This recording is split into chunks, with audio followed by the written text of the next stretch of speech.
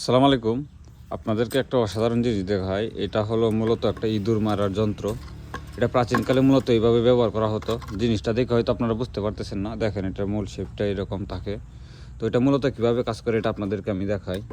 এই যে দড়িটা দেখতে পারতেছেন, এই যে এই দড়িটা দিয়ে মূলত এইখানে এই যে ছিদ্রটা দেখতেছেন, এই ছিদ্রটা দিয়ে টানানো থাকে। তখন এই যে এই তারটা আছে, ভিতরে তারটা, এই তারটা লুজ থাকে।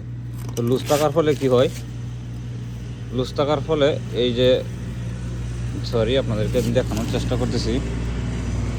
লুজ থাকার ফলে তারটা ঠিক এইভাবে থাকে এবং এটা খুব সুন্দরভাবে ভিতরে বসানো হয়। এবং যে ওই ছিদ্রটা দেখতে পাচ্ছেন সামনে, এই ছিদ্রটা দিয়ে মূলত এই দড়িটা টানানো থাকে।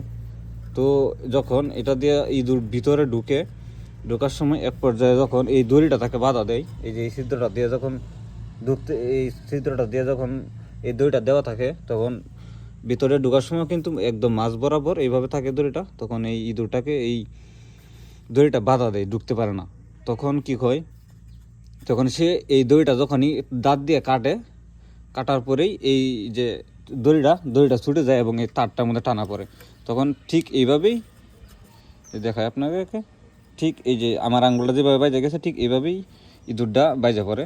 তো মূলত এইভাবেই প্রাচীনকালে ইঁদুরকে শিকার করা হতো। বিশেষ করে ক্ষেত থেকে ইঁদুর শিকার করার জন্য মূলত এই পদ্ধতি ব্যবহার করা হতো।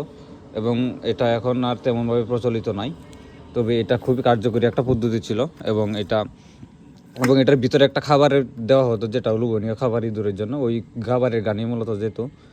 তো এটা একটা প্রাচীন পদ্ধতি ছিল এবং এটা খুবই হেল্পফুল ছিল পদ্ধতিটা। তবে এটা আর দেখানো যায় না এবং এটা তৈরি করতে তেমন কোনো খরচ নাই, খুবই সহজ জিনিসটা তৈরি করতে। তো এই জিনিসটা তৈরি করছে মূলত আমার দাদা, এবং দাদা এখন পর্যন্ত এই জিনিসগুলো ব্যবহার করে। আমাদের বাড়িতে আরও অনেকগুলো আছে।